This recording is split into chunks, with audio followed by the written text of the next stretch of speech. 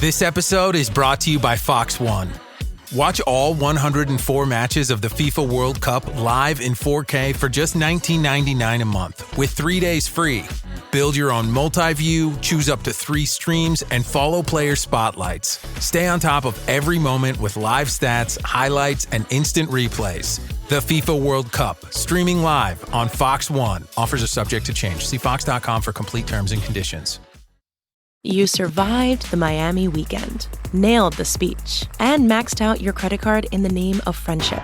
Now you've got 1 hangover, 4 pastel dresses, and 0 reasons to wear them again.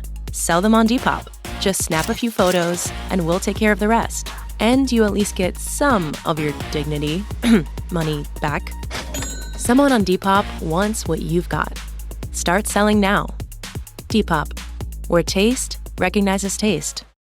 Salut à toutes, salut à tous. Il est temps de conclure ce Tour Auvergne-Rhône-Alpes qui aura été très intéressant, très prenant, beaucoup de suspense, beaucoup d'échappées qui vont au bout, des renversements de situation, du suspense, un Paul Sexas meurtri, un Luke Tocquel toujours leader. Et aujourd'hui, ça va être une conclusion en beauté parce que c'est une étape terrible qui commence en ascension immédiatement, le col du Pré, 7 km à 9,4%. Ensuite, une longue descente jusqu'à la montée de Bizane, un col hors catégorie de 11,5 km à 9% de moyenne. Nouvelle redescente d'une vingtaine de kilomètres, puis le col des Aravis, 7 km à 7%.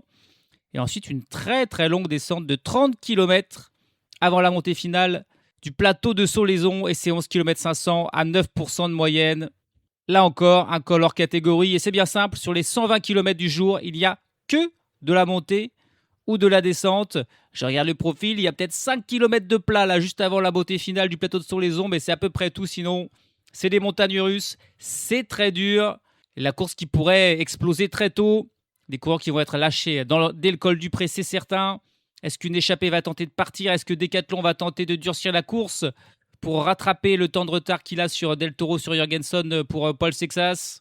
Luke Tocquel, c'est aujourd'hui le leader, mais on le voit mal s'accrocher là, puisqu'il n'a plus que 42 secondes d'avance sur Jorgenson ou 49 sur Del Toro. Mais il y a beaucoup de suspense, aussi bien pour la victoire d'étape, pour le podium final et même pour la victoire finale, même si Del Toro, a priori, est le favori, au vu de sa démonstration d'hier et de la belle avance qu'il a au classement général sur Paul Sexas. 1 minute et 5 secondes très exactement d'avance sur Sexas pour Del Toro. Bref, tout ça nous promet, encore une fois, une étape dantesque.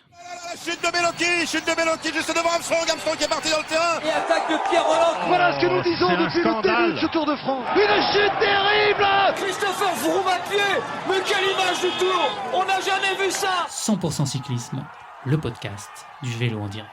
Ça va Marion? Désolé. Et comme d'habitude, alors que le kilomètre 0 est lancé, on a une longue liste de non-partants, 6 coureurs de plus qui ne prennent pas le départ. Le sprinter Henri Hurlig de l'Alpecin Première Tech, Luc Plapp et Alessandro Covi pour la Jayco Alula. Luc Plapp, on l'avait vu, hors de forme hier. On a Lorenzo Fortunato pour Astana, Callum Stanley pour la Red Bull Boransgro, et puis aussi Stéphane Bissegger, ça c'est un équipier de moins pour Paul Sexas, après Danouleux aussi hier. Les 2 rouleurs qui ont fait un énorme effort hier dans la plaine pour réduire l'écart. Suite à la chute de Paul Sexas, ils en ont tous les 2 payé le prix. Ni Danouleux, ni Bissegger ne sont là aujourd'hui. Mais bon, étant donné qu'il n'y a pas de plat et qu'on commence immédiatement par un col de première catégorie, il est possible que de toute façon, Danouleux et Stéphane Bissegger auraient été lâchés d'entrée et qu'ils n'auraient pas pu être utiles aujourd'hui à Paul Sexas. Et comme prévu, on a déjà des lâchés dans les tout premiers kilomètres. On voit notamment le maillot vert de Nadav Reisberg. On voit Santiago Buitrago, qui n'est clairement pas au top de sa forme. On a eu des premières attaques dans ce peloton avec notamment Clément Brassafonso. Évidemment, il y a des points pour lui à prendre pour le classement de la montagne. S'il arrive à prendre au sommet, là, 10 points, il aura quasiment le maillot assuré. Il avait attaqué dès le kilomètre 0 avec quelques autres coureurs. Ça n'a pas marché, mais là, on a 2 nouvelles attaques dans lesquelles se joue Clément Brassafonso. Il suit l'effort de Gorg Steinhauser pour l'IF et de Lorenz D+, pour la Net Compagnie Neos. Et il y a aussi Carlos Rodriguez pour la Net Compagnie qui suit le mouvement. De plus, Rodriguez, il était déjà à l'avant hier. On retrouve donc le même duo. Valentin Paré-Pinte pour la Soudal Quick-Step, lui aussi très offensif, qui tente d'y aller. Harold Terrada pour Astana. Et on a aussi un coureur de la Decathlon avec Léo Bizio qui essaye aussi d'aller à l'avant. Ah, ça, c'est peut-être en vue d'une attaque plus tard de Paul Sexas, d'avoir un soutien avec Léo Bizio. 7 coureurs là qui ont pris un petit peu d'avance sur le peloton, une dizaine de secondes d'avance, alors qu'on est déjà donc dans cette ascension difficile du col de Pré à plus de 9% de moyenne. Le bel effort pour Geoffrey Bouchard, le coureur de la Total Energy qu'on ne l'avait pas encore vu sur ce Tour Auvergne-Rhône-Alpes. Je ne m'étais même pas rendu compte qu'il était là, Geoffrey Bouchard, un bon grimpeur. Il a réagi un petit peu tard, mais au prix d'un gros effort, il rejoint la tête de la course. On a donc 8 coureurs à l'avant désormais. Et on a Kevin Vauquelin là qui sort du peloton, qui tente de faire ce qu'a fait Geoffrey Bouchard, mais là il a réagi quand même lui peut-être un petit peu tard. Par contre Kevin Vauquelin, il s'attendait pas à ce que l'échappée parte finalement assez rapidement aujourd'hui. Ça va être compliqué pour lui de boucher l'écart. Il y a déjà plus d'une minute d'avance pour les 8 coureurs à l'avant. Un joli groupe de bons grimpeurs qui va tenter de creuser, alors que dans le peloton c'est plutôt la Lidl Trek qui prend les choses en main. Juan Ayuso, il a du retard sur Isaac Del Toro. Il a 17 secondes exactement de retard. Donc s'il veut renverser le Mexicain, il faut durcir la course. Il l'aura mérité. Son maillot de meilleur grimpeur, Clément Brassafonso, qui passe au sommet du col du Pré. Les autres coureurs, bien sûr, qui ne lui ont pas contesté. C'est Laurens de Plus qui passe en deuxième position, suivi par Harold de Terrada. Ce n'est pas encore mathématiquement fait, mais c'est tout comme pour Clément Brassafonso. Il a 29 points d'avance au classement du meilleur grimpeur devant Tobias Allan Johannessen et Isaac Del Toro. Il reste encore 35 points à prendre pour celui qui passera en tête des 3 prochaines difficultés. Donc voilà, ça va être bon pour Brassafonso qui remportera le maillot de meilleur grimpeur, tout comme pour Nadav Reisberg. Il a juste à terminer aujourd'hui dans les délais, ce qui ne sera pas forcément non plus facile pour un sprinter comme lui, d'autant plus qu'on a vu qu'il a été rapidement distancé. Mais s'il finit l'étape, lui terminera meilleur sprinter. L'écart qui augmente un petit peu, 1 minute et 20 secondes d'avance pour les 8 hommes de tête. Kevin Vauquelin est toujours intercalé. Il est en train petit à petit de refaire son retard. C'est pas mal ce que fait Vauquelin quand même, qui a l'air d'avoir un petit peu plus de jambes aujourd'hui qu'hier.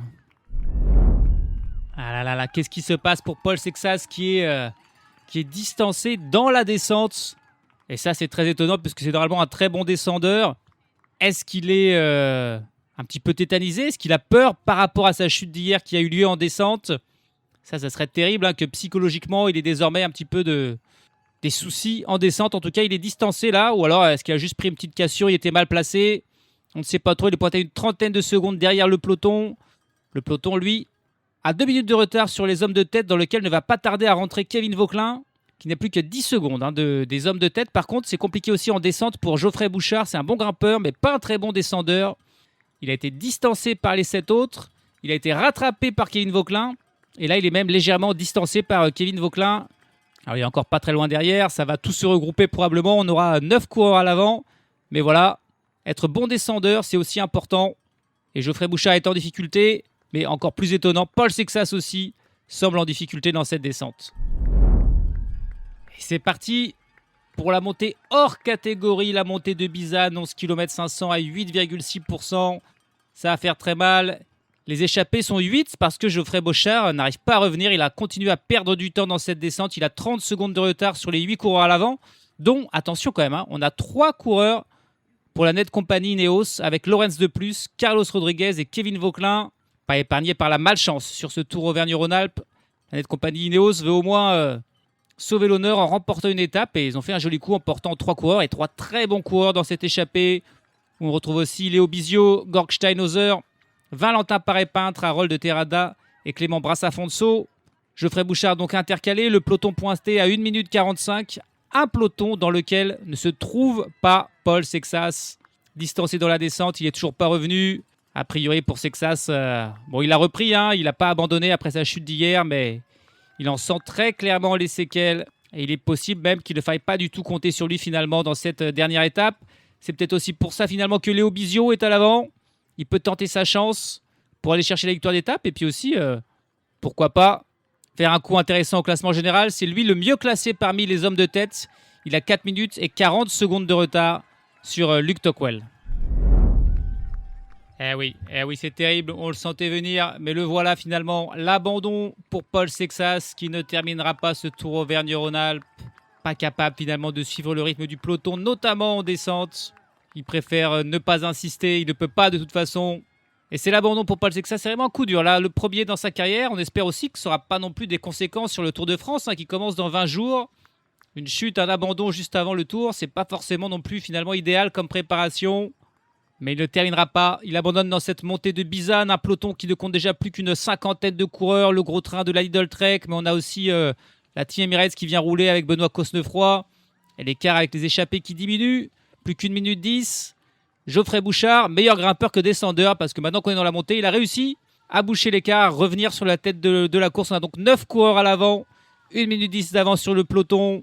Et malheureusement à Paul Sexas qui ne fait plus partie de l'équation aujourd'hui. L'arrivée au sommet de la montée de Bizane. Clément Brassafonso qui est toujours dans cette échappée qui va passer en tête alors que quelques autres coureurs ont été lâchés, notamment les Français. Kevin Vauquelin et Léo Bizio. Geoffrey Bouchard également distancés, ne sont plus que 6 à l'avant. En compagnie de Brassafonso, on a encore Harold Terrada, Valentin Paré-Peintre, Carlos Rodriguez, Lorenz de Plus et Gorg Steinhauser. Vauquelin est en compagnie de Léo Bizio, une vingtaine de secondes derrière. Le peloton est lui pointé à 1 minute 30, un peloton dont est sorti Peyo Bilbao, là, qui tente de faire comme Vauquelin tout à l'heure. Il attaque un tout petit peu avant le sommet, il va tenter de rentrer désormais dans la descente. C'est un très bon descendeur, Peyo Bilbao. Il y a une vingtaine de kilomètres de descente. Et puis ensuite, on arrivera au col des Aravis, 7 km à 7%. En tout cas, c'est donc mathématiquement fait cette fois. Clément Brassafonso, s'il termine cette dernière étape, sera le meilleur grimpeur de ce Tour Auvergne-Rhône-Alpes. Et puis on a eu un autre abandon d'un coureur qui aurait pu être important, mais qui a été absent des débats. C'est Santiago Buitrago pour la Bahrain Victorious. Le Colombien, pas en forme, lui aussi abandonne. Et le nombre de coureurs qui continue de diminuer sur ce Tour Auvergne-Rhône-Alpes, il y a désormais moins de 100 coureurs en course. Zootopia 2 has come home to Disney+. Let's go! Get ready for a new case. We're gonna crack this case and prove we're the greatest partners of all time! New friends. You are Gary the Snake. And your last name? The Snake. Dream team. New habitats. Zootopia has a secret reptile population. You can watch the record-breaking phenomenon at home. You're clearly working at it. Zootopia 2, now available on Disney Plus, rated PG. If we knew more about our sleep, what would we do differently? Would we go to bed at a consistent time or take steps to reduce interruptions to our sleep? With Sleep Score, Apple Watch measures your bedtime consistency, interruptions, and sleep duration. Then, every morning it combines these factors into an easy-to-understand score from 1 to 100. So you'll know how to take the quality of your sleep from okay to very high. Know your sleep score with Apple Watch. iPhone 11 or later required.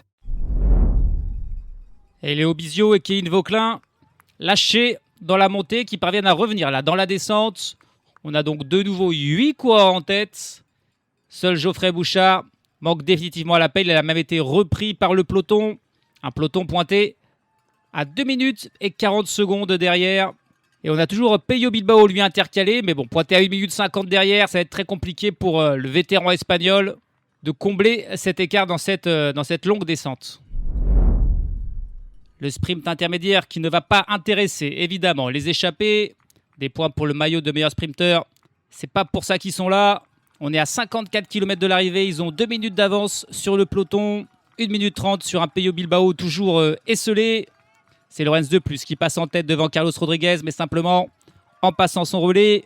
C'est donc aussi là désormais officiel. Si Nada Vreisberg termine cette étape dans les délais, il remportera le maillot de meilleur sprinter.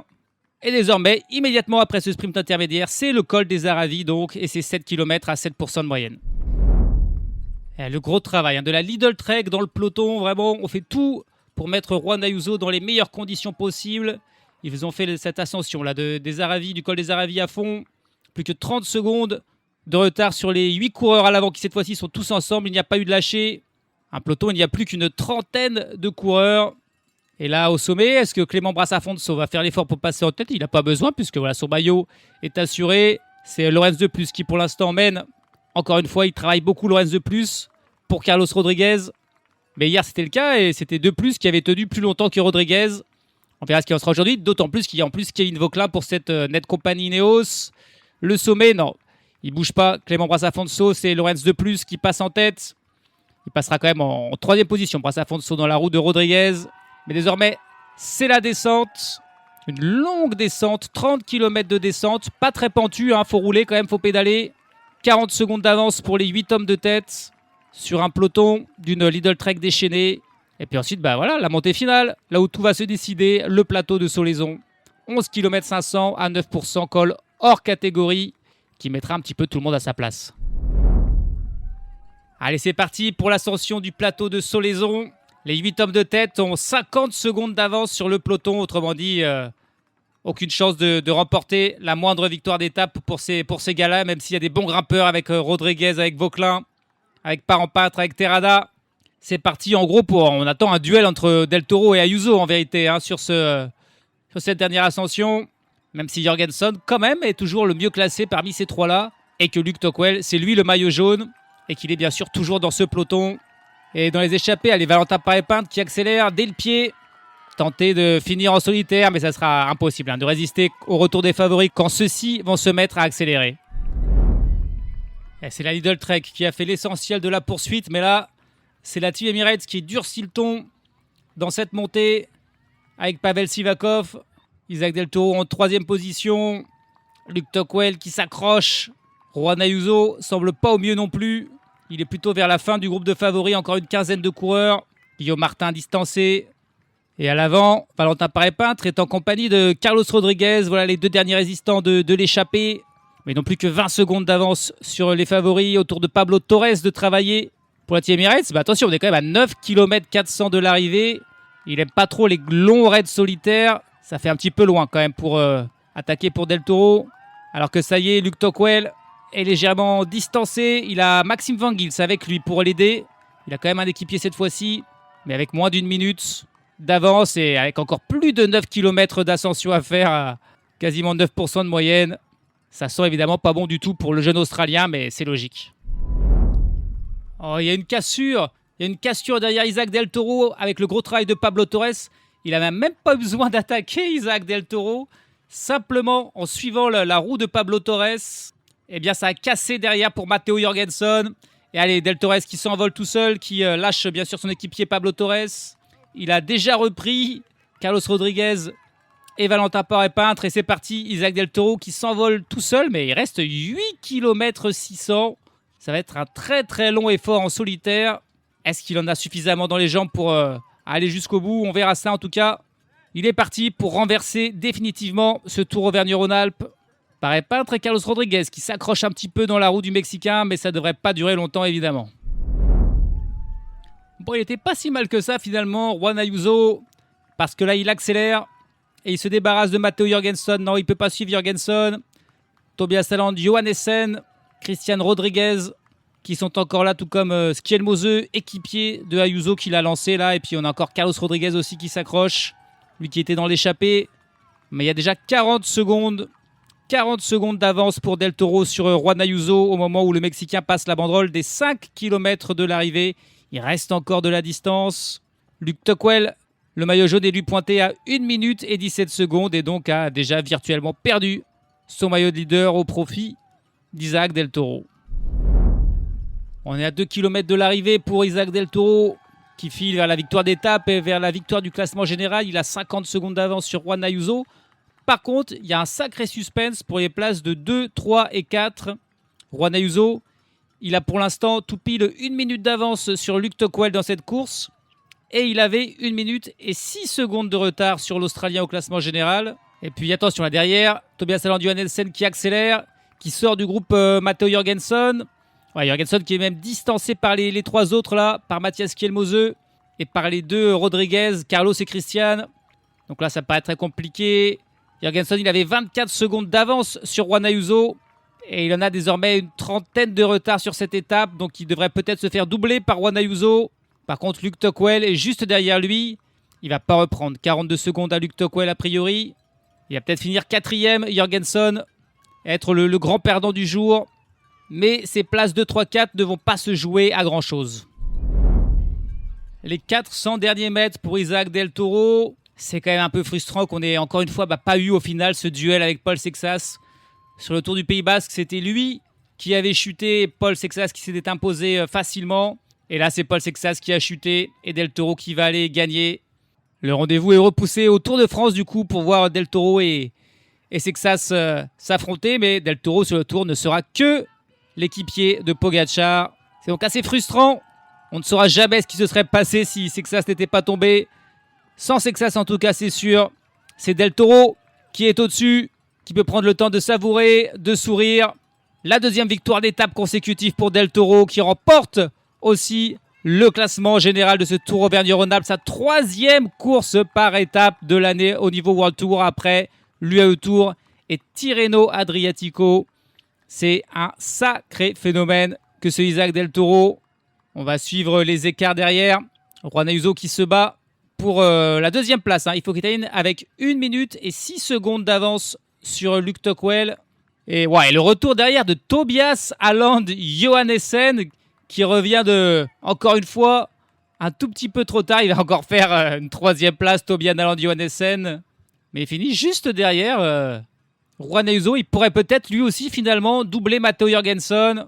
Il y aura des bonnes affaires au général pour Mathias Kielmose qui arrive là, en compagnie de Christian Rodriguez.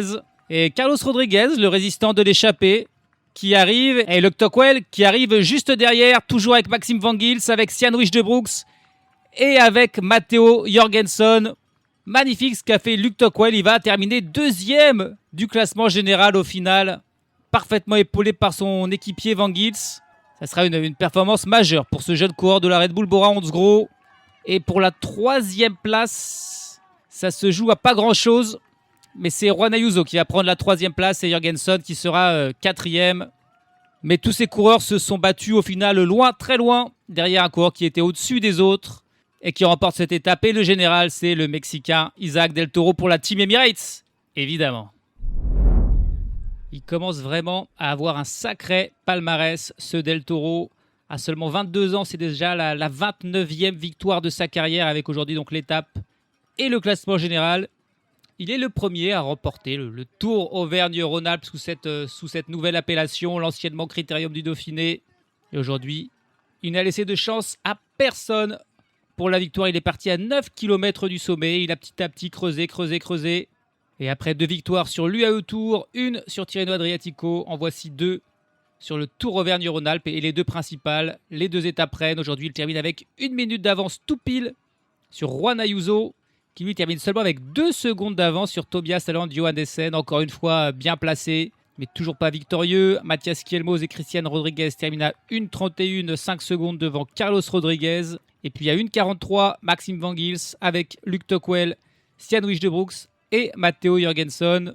Valentin Paré-Peintre termine 14e, Guillaume Martin 16e, Kevin Vauquelin seulement 31e à 7 minutes 13. Il va faire un très mauvais classement général final pour Vauquelin. Déception aussi pour Harold Terrada, membre de l'échappée qui termine à 13 minutes et 7 secondes. Léo Bizio, il est encore bien classé, il va perdre tout aujourd'hui, 50e à 16 minutes 42, alors qu'il n'avait que 4 minutes de retard sur le leader ce matin. Au final, ils sont seulement 91 coureurs à avoir terminé ce Tour Auvergne-Rhône-Alpes. Matteo Trentin, dernier du jour, est 91e à 33 minutes 18. On a encore eu pas mal d'abandons. Outre, bien sûr, Paul Sexas.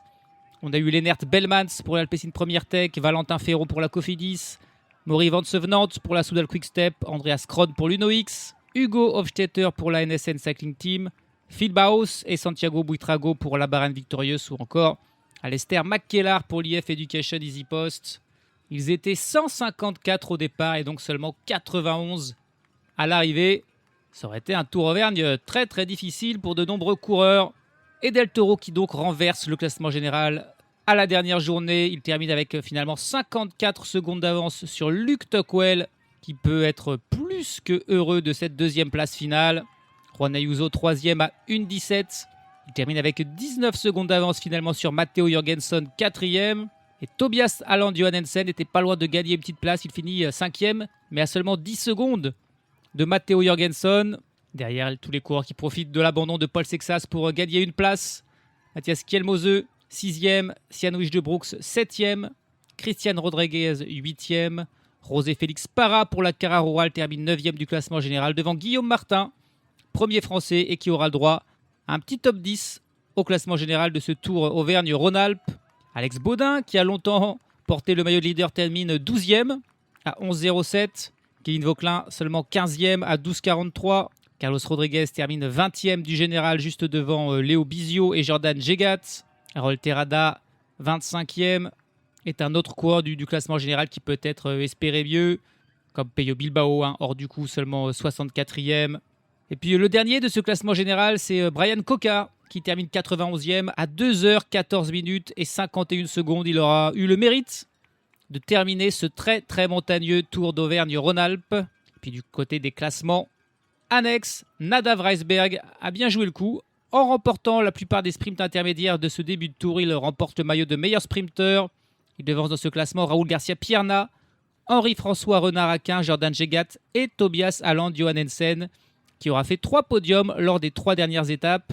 Classement de la montagne, Clément Brassafonso le mérite amplement lui aussi. Il a pris de nombreuses échappées et il remporte largement ce maillot de meilleur grimpeur devant Isaac Del Toro, Carlos Rodriguez, Tobias Alland Johannesen et Lorenz De Plus.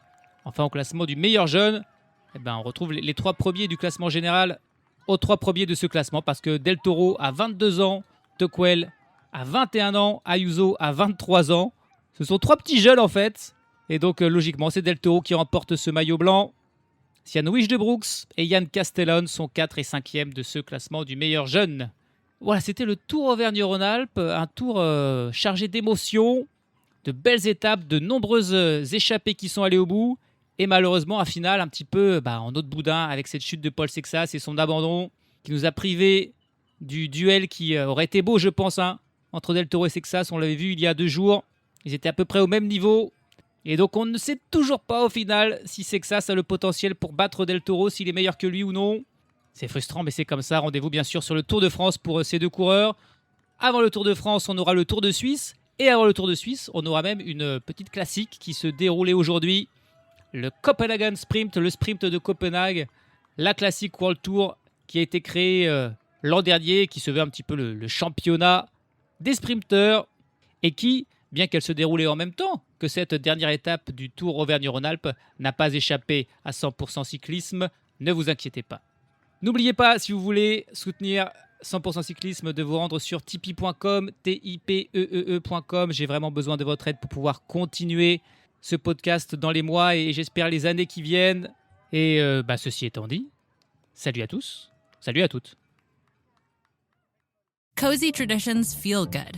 And that includes your fall makeup look. From lashes for days to enhancing a smoky eye with your favorite shade of brilliant eye brightener, Thrive Cosmetics is your go-to for completing every fall look. Plus, every product is 100% vegan, cruelty-free, and made with clean, skin-loving ingredients. Go to thrivecosmetics.com/cozy for an exclusive offer of 20% off your first order. That's Thrive Cosmetics, CAUSEMETICS.com/cozy.